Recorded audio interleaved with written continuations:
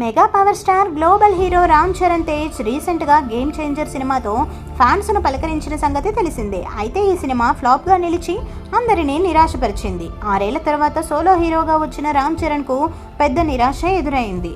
Pan India image ఉన్న రామ్ చరణ్కు ఈ cinema పెద్ద మైనస్గా మారింది. కియారా అద్వానీ హీరోయిన్గా నటించిన ఈ సినిమా కనీసం సగం కలెక్షన్స్ కూడా సాధించలేకపోయింది. ఈ క్రమంలో రామ్ చరణ్ నెక్స్ట్ మూవీతో అయినా ఫామ్లోకి రావాల్సి ఉంది. ఈ క్రమంలో ఆడియన్స్తో పాటు మెగా ఫ్యాన్స్ కళ్ళన్నీ ఈ సినిమాపైనే ఉన్నాయి. బుచ్చిబాబు డైరెక్షన్లో రామ్ చరణ్ హీరోగా, జాన్వీ కపూర్ హీరోయిన్గా నటిస్తోన్న RC16 మూవీ షూటింగ్ సూపర్ ఫాస్ట్గా జరుగుతోంది. అయితే ఈ మూవీకి సంబంధించిన అప్డేట్స్ కూడా వరుసగా వస్తున్నాయి. అయితే RC16 అనే వర్కింగ్ టైటిల్తో నిర్మించబడుతున్న ఈ సినిమాకు టైటిల్ను ఖరారు చేసినట్లు తెలుస్తోంది. ఈ సినిమా టైటిల్ గురించి మెగా ఫ్యాన్స్ ఈగర్గా వెయిట్ చేస్తున్నారు. అయితే ఈ సినిమాకు పెద్ది అనే టైటిల్ పెట్టబోతున్నట్లు సమాచారం. అయితే ఇది అంతగా బాగోలేదు అన్నారట ఫ్యాన్స్. అయితే ఇప్పుడు ఇలానే ఉంటుంది, వినగా అంతా మారిపోతుంది అని అంటున్నారు మేకర్స్.